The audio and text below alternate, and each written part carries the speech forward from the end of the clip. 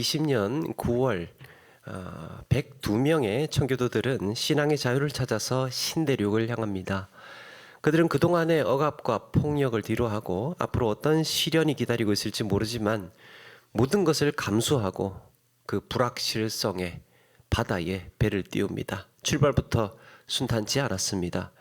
원래는 배가 두 척 가기로 했답니다. 그런데 그 좀 좋고 큰 그 배가요, 자꾸 물이 새는 바람에 그 배를 타지 못하고 나머지 좀 더 작은 배에 같이 탑승을 해야 했습니다. 그 배가 우리가 아는 메이플라워호입니다. 현실은 생각보다 가혹했습니다. 66일간 항해 기간 동안에 승객과 선원들은 질병에 시달리고 식량 부족에 하루가 멀다고 들이닥치는 폭풍우에 견뎌야 했습니다. 북대서양 매서운 추위도 그들을 괴롭혔습니다. 결국 항해 도중에 2명이 목숨을 잃습니다. 가까스로 신대륙에 도착은 했지만 원주민들의 저항으로 한 달 동안 그 상륙을 하지 못하고 바다에 표류해야 했습니다. 그러다가 호의적인 원주민들의 도움으로 간신히 상륙을 합니다. 그런데 진짜 고난은 그때부터였습니다. 그들이 맞이한 첫 번째 겨울은 가혹했습니다. 그 겨울을 지나는 동안에 절반에 가까운 사람들이 추위, 영양실조, 폐렴 등등으로 죽어갔습니다. 이듬해 봄까지 살아남은 사람들이 거의 절반입니다. 한 50여 명의 사람들이 이 고향에서 가지고 온 이제 농사를 지어야 될 거 아닙니까? 보리며 밀이며 또 콩 이런 것들을 심어 봤는데 유럽의 토양이랑 이 아메리카의 토양이 달라서 완전히 농사를 초반에 망치게 됩니다. 근데 이를 이제 지켜보던 원주민들이 도와주는 거예요. 옥수수 재배 어떻게 하는지, 약초는 어떻게 캐는지, 고기 잡는 법이라든지 거기서 생활할 수 있는 것들을 가르쳐 줍니다. 그렇게 해서 가을 첫 번째 수확이 끝나고 감사의 잔치를 엽니다. 생각을 해보십시오. 신앙의 자유를 찾아서 목숨을 걸고 대서양을 그렇게 건너온 일은요, 하나님께서 기뻐하실 만한 일 아닙니까? 그래서 하나님은 그들에게 삶의 길을 열어주시고 정말 평안하게 겨울도 나셔야 했을 것 같습니다. 또 그들이 가져다 심은 씨앗은 10배, 100배 막 심었는데 막 10배, 100배 이렇게 수확을 거둬야 했습니다. 그런데 현실은 반대였다는 거죠. 어쩌면 일행 중에서 누군가 불만이 터져 나왔을 법한 일입니다. 목숨 걸고 아니 여기까지 왔는데 이게 뭐냐고, 뭐 지금 다 죽게 생겼다고, 하나님께서 우리에게 이러셔도 되는 거냐고, 그런 서운함을 표해도 이상하지 않았습니다. 그런데 윌리엄 브래드포드라는 사람이 쓴 플리머스 식민지 이야기라는 책에 당시 그들의 반응을 이렇게 쓰고 있습니다. 마침내 항구에 도착하여 안전하게 땅에 내리게 되었을 때 그들은 무릎을 꿇고 하늘의 하나님께 찬양과 감사의 기도를 드렸다. 하나님께서 그들을 모든 위험과 고통으로부터 구원해 주셨으며 다시 그들의 발을 견고한 안전한 땅 위에 세워주셨기 때문이다. 육지를 밟자마자 무릎을 꿇고 땅에다가 입 맞추면서 하늘의 하나님께 감사의 기도를 드렸답니다. 그리고 누군가 감사의 기도를 제안을 했습니다. 우리가 비록 식량이 부족하고 질병과 싸워야 하는 절박한 상황이지만 우리에게는 이제 신앙의 자유가 있습니다. 우리 앞에는 광활한 대지가 펼쳐져 있고 이렇게 사랑하는 이웃이 있습니다. 그러니 금식 대신 하나님께 감사 기도를 드리면 어떨까요? 그들은 당연히 있어야 할 양식, 당연히 있어야 할 건강, 그동안 누려왔던 이 모든 혜택을 잃어버린 그런 현실을 보면서 힘들다, 어렵다, 절망적이다, 그렇게 하지 않았습니다. 그들이 본 것은 신앙의 자유와 사랑하는 이웃을 보았습니다. 그리고 하나님이 주신 기회의 땅을 보았습니다. 그들은 거기에 감사했습니다. 더욱이 그들이 살아오면서 경험했던 그 어떤 감사보다도 벅찬 감사였습니다. 그들이 땅에서 감사할 게 뭐가 있겠습니까? 양식도 부족하고 기후도 열악하고 또 이런저런 질병도 걸려 있고 뭐가 감사하겠습니다. 그런데 그들이 지금까지 살아왔던 삶 중에서 가장 뜨거운 감사를 하고 있었다는 거예요. 우리가 살아가면서 마주하게 되는 감사의 순간은 언제일까요? 여러분들이 지금까지 살면서 느꼈던 감사 중에 어떤 순간이 가장 감사로 기억에 남습니까? 오늘 말씀은 우리에게 이 감사가 언제 가장 아름다운지를 가르쳐 주고 있습니다. 추수감사주의를 맞이하면서 하나님께서 베푸신 은혜의 순간들을 돌아보고 어떤 형편에서도 낙심하지 않고 주님을 향한 감사로 살아내시는 우리 모두가 되기를 바랍니다. 예수님께서 예루살렘으로 올라가셨을 때 베데스다 연못에서 38년 된 병자를 고쳐주셨습니다. 이때 유대인들은 예수님께서 병자를 고치신 것은 보지 않고, 예수님이 병자 고치신 거 보지 않고 네 자리를 들고 걸어가라 하셨다는 말에 유대인들이 트집을 잡습니다. 안식일인데 왜 자리를 들고 가도록 했냐는 거예요. 일 시켰다는 거죠. 그런데 더 많은 유대인들이 이날 예수님이 행하신 놀라운 표적을 보았습니다. 38년 동안이나 병자로 누워 있었던 사람을 일으키셨거든요. 그 일이 있고 나서 예수님에 대한 입소문이 크게 퍼지게 되었고 따르는 무리도 많아졌습니다. 주권을 빼앗긴 백성들, 그 중에 먼 이방에서 온 떠돌며 사는 사람들도 있었고 태반이 굶주리거나 또 질병에 허덕이는 사람들이었습니다. 바로 그들이 갈릴리 바다 건너편까지 예수님 한번 만나보겠다고 먼 길을 마다하지 않고 쫓아온 사람들이에요. 예수님은 이들을 불쌍히 여기시며 간간히 병도 고쳐주시고 위로해 주셨습니다. 오늘 말씀입니다. 그런데 어느새 해가 저물고 있었습니다. 이제 돌려보내야 할 때가 되었는데 예수님께서 제자 빌립에게 이런 말씀을 하시는 거예요. 우리가 어디서 떡을 사서 이 사람들에게 먹이겠느냐? 얘들아, 이 사람을 좀 먹여서 보내야 되지 않겠어? 어디 떡 구할 데 없니? 예수님께서 어떻게 해야 할지 몰라서 물으신 게 아니라 제자들이 어떻게 나오나 보시려고 지금 물으신 겁니다. 빌립이 대충 계산을 해보고는 예수님 이 정도면 조금씩만 떼어줘도 돈이 꽤 들겠어요. 200데나리온으로도 택도 없겠어요. 다른 제자들도 같은 의견이었습니다. 마태복음에는 예수님께서 제자들에게 너희가 먹을 것을 주라 하셨습니다. 그래서 제자들은 이거 뭐 어쩌지 하면서도 예수님께서 어떻게 좀 해보라고, 이 사람들 그냥 보낼 수 있겠냐, 뭐 좀 먹여서 보내야 될 거 아니냐라고 하시니까 거기에 있는 사람들 중에서 혹시 뭐 먹을 거 없는지 이렇게 한번 모으려고 했던 것 같습니다. 그런데 먹을 것을 가진 사람은 나오지 않았고 간신히 구한 거라고는 한 아이에게서 얻은 보리떡 5개와 물고기 2마리 뿐이었습니다. 예수님께서는 그걸 보고 이렇게 말씀하실 수도 있었습니다. 야, 니들 지금 장난하니? 여기 사람이 몇 명인데 이걸로 누구 코에 붙이라고? 그런데 예수님께서 갑자기 그걸 받자마자 사람들에게 앉게 하시는 거예요. 그래, 사람들 이제 앉게 해라 이러시는 겁니다. 그때 제자들이 아니 잠깐만요 예수님, 지금 떡 5개 물고기 2마리 뿐이라니까요. 이걸로 뭘 어쩌시게요?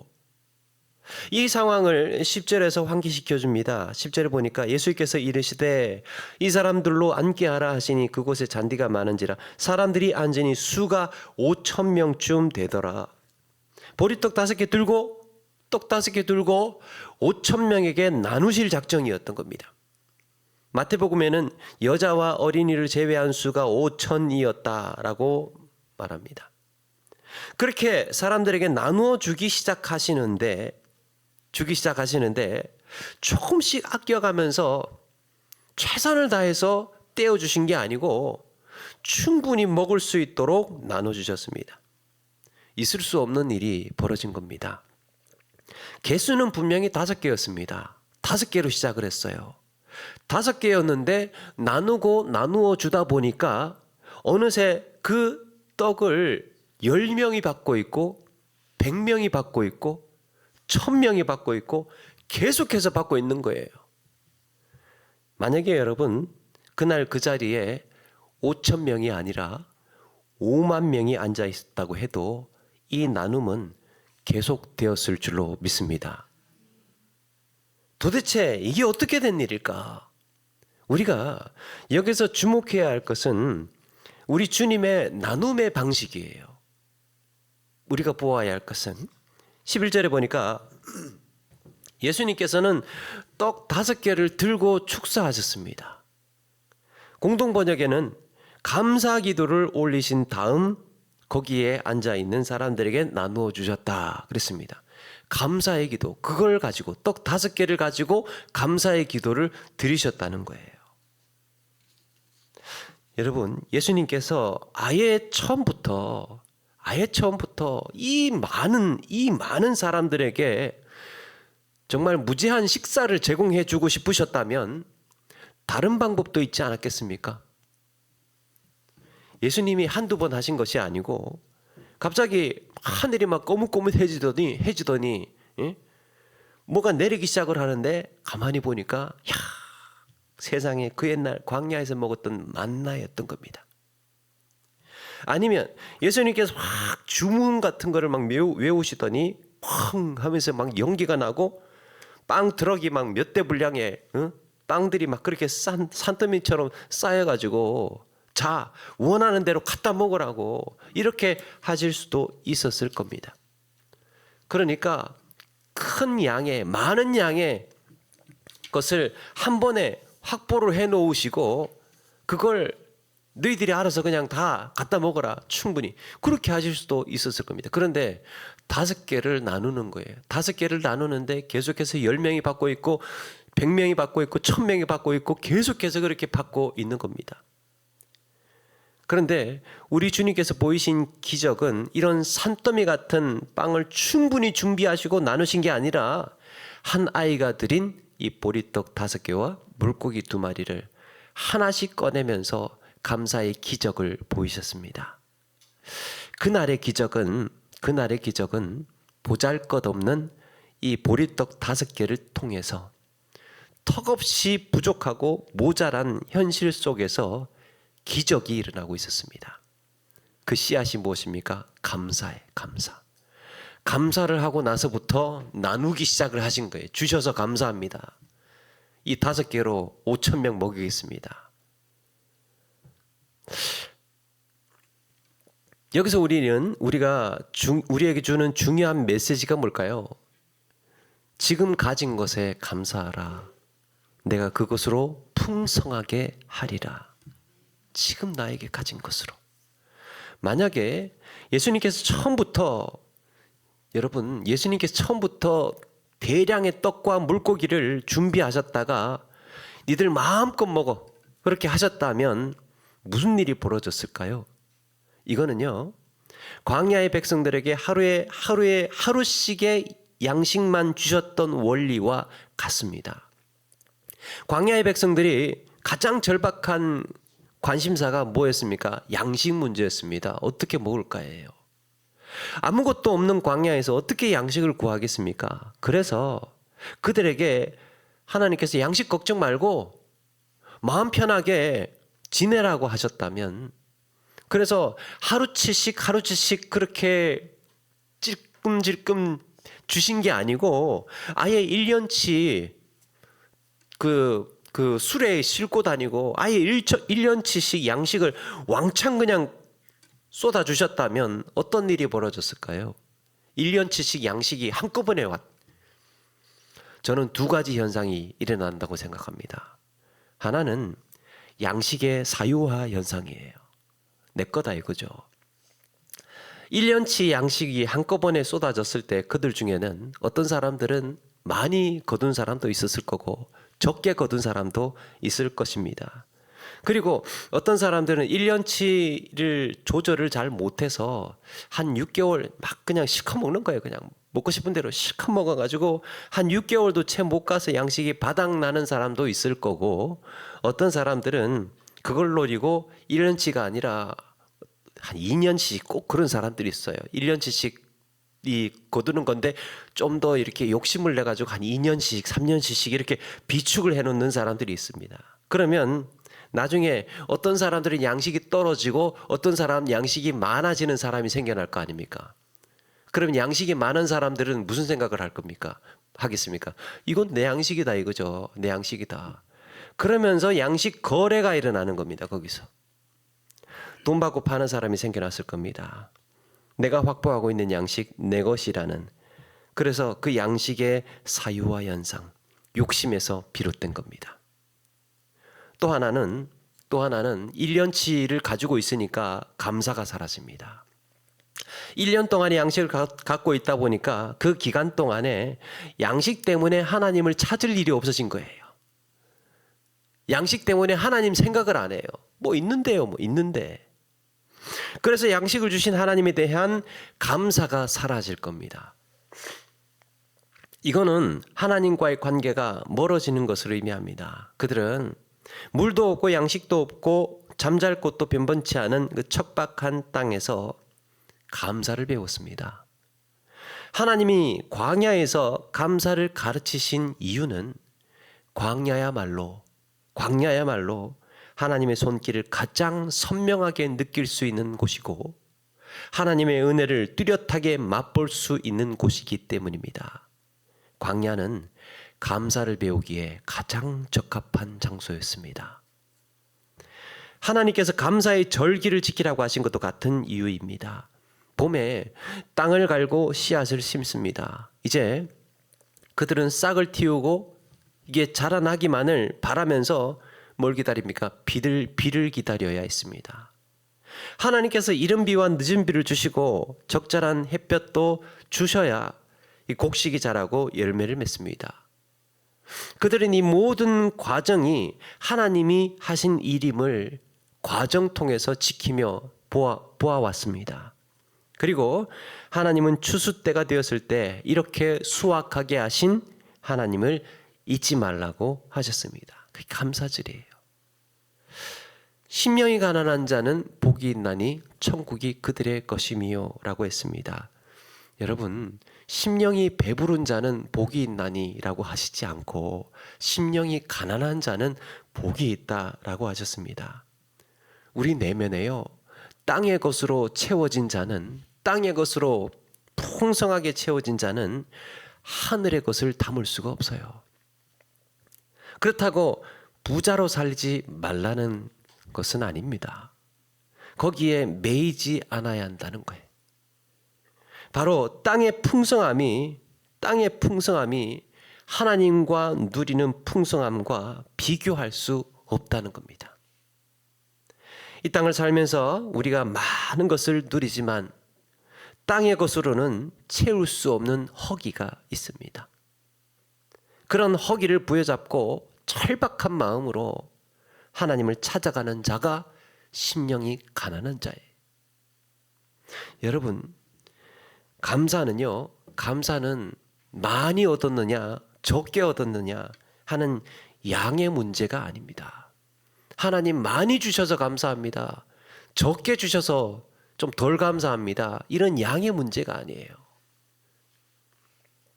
많이 얻었다고 해서 더 감사하고 적게 주어졌다고 해서 덜 감사한 게 아닙니다. 내가 얼마나 강한가 얼마나 약한가 하는 이런 능력의 문제도 아닙니다. 하나님 저에게 강하게 해주셔서 그런 능력의 문제가 아닙니다. 감사는요, 가치의 문제예요. 가치의 문제. 지금 내게 있는 것이 얼마나 소중하고 감사한지 가치를 아는 자를 통해서 하나님은 일하시는 줄로 믿습니다. 네 손에 들고 있는 것이 얼마나 귀한 것인지를 알아라. 그래서 오히려 감사는 희소할 때, 결핍이 있을 때 더 감사가 빛이 나고 감사가 향기가 납니다. 제가 그 쉬는 날 이제 운동을 조금씩 하는데요. 달리기 합니다. 이제 산길을 이렇게 뛰는데 살살 뛰다가 걷다가 뛰다 걷다가 해요. 막 숨차니까. 올여름에 또 얼마나 더웠습니까? 조금만 뛰어도 막 땀이 뻘뻘 납니다. 얼마 못 가서 막 옷이 막 흠뻑 젖어요. 예. 모자에 막 땀이 뚝뚝 떨어집니다. 얼굴도 벌개지면서 막 더우니까 입이 마르고 막 목이 타요. 그렇게 막 헉헉거리면서 가다 보면 제가 다니는 그 코스 중간쯤에 약수터 같은 샘이 있어요. 한여름에도 얼마나 시원한지 모릅니다. 거기서 마시는 물 한 모금이 기가 막힙니다. 어디서도 마셔보지 못한 물맛이에요. 여러분, 뜨거우니까 시원한 물이 감사한 거예요. 더우니까 힘드니까 그 시원한 물 한 모금이 감사한 겁니다. 그래서 황성준 님이 이런 말을 합니다. 감사는 모든 것을 갖춘 사람이 하는 것이 아니다. 부족함이 있을 때 오히려 감사하게 된다. 감사는 모든 것을 가진 사람이 하는 것이 아니다. 오히려 상실을 경험할 때 감사하게 된다. 감사는 정상에 있는 사람이 하는 것이 아니다. 오히려 바닥을 경험할 때 깊은 감사가 나오는 법이다. 그럽니다. 가치의 문제. 지금 내게 있는 이것이 얼마나 귀한 것인지를 아는 사람이 감사할 수 있습니다. 오래전에 그 빙점 그리고 길은 여기에라는 소설로 우리에게 알려진 미우라 아야코라는 작가가 있습니다. 아직도 일본 북해도의 아사히카와 시라는 곳에 그를 기념하는 흔적이 남아있다고 합니다. 그는 한평생 결핵과 폐결핵 또 결핵성 척추염 또 파킨슨병 이런 걸로요 한평생 시달리면서 살았습니다. 그 아픔이 끊일 날이 없었고 그 아픔은 일상이었습니다. 너무 아픈 거예요. 그냥 사는 게 그냥 아픔이에요. 그런데요, 이 미우라 아야코가 주변 사람들한테 항상 웃으면서 감사의 말을 그렇게 많이 했다고 합니다. 감사합니다. 누구보다 아픈 인생을 살았을 그가 가장 자주 했던 말이 감사하다는 말이었답니다. 어떤 책에 보니까 그가 했던 유명한 고백이 눈에 띄었습니다. 미우라 아야코가 이런 말을 합니다. 아프지 않으면 드리지 못할 기도가 있다. 아프지 않으면 듣지 못할 말씀이 있다. 아프지 않으면 접근하지 못할 거룩한 장소가 있다. 아프지 않으면 우러러보지 못할 거룩한 얼굴이 있다. 누군가 말했습니다. 감사는 풍요의 결과가 아니라 결핍의 선물이다. 이게 무슨 말입니까? 이렇게 많이 거두게 해주셔서 감사합니다. 이렇게 많이 주셔서 감사합니다가 아니라 그렇게 보잘것없이 보였던 보리떡 한 덩이가 오늘따라 왜 이렇게 귀한 줄 모르겠습니까? 아무것도 아닌 것 같았던 보리떡 5개가 오늘따라 왜 이렇게 귀한 줄 모르겠습니다. 그러면 주님께서 이렇게 대답을 하실 겁니다. 그걸 깨달았느냐? 바로 그 감사의 기쁨을 오늘 이 자리에서 같이 나누자. 5,000명이 되었든 5만 명이 되었든 상관없다. 떡은 내가 줄 테니 마음껏 즐겨라. 그거 깨달았느냐? 그러면 그 감사를 오늘 같이 여기에 있는 모든 사람과 누리자 하셨던 겁니다. 내가 당연히 받아야 하고 내가 자격이 있다고 믿으면요, 거기에는 감사가 없습니다. 당연한 건데요. 당연한 건데. 많아서 있어서 풍족해서 감사가 아닙니다. 지금 내게 있는 것이, 지금 내 곁에 있는 사람이 얼마나 귀하고 값진 존재인지 아는 사람이 감사할 수 있습니다. 그러므로 감사는 내가 아무것도 아니라는 걸 알았을 때예요. 나는 정말 아무것도 아닌 인생인데, 또 내가 자격이 없음을 깨달았을 때입니다. 내가 이런 자격으로 어떻게 해? 이것만으로도 과분하다는 것을 고백할 때입니다. 내가 이런 걸 받아도 되나? 여러분, 거기에서 감사가 오는 겁니다. 하나님께서 우리에게 주신 관계가 그렇습니다. 사랑하는 여러분, 하나님은 감사하는 자를 통해서 기적을 베푸십니다. 어떤 것도 내 것이라 여기지 않고 하나님이 주신 생명, 하나님이 주신 삶이라고 믿는 자를 통해서 이 땅을 사는 날 동안 욕심을 채우는 인생이 아니라 감사를 채우는 인생 되어야 할 줄로 믿습니다. 바로 그들을 통해서 하나님의 능력이 나타나고 그들을 통해서 하나님께서 일하신다는 것을 기억하고 늘 감사로 채워가는 그런 우리의 삶이 되기를 주의 이름으로 축원합니다.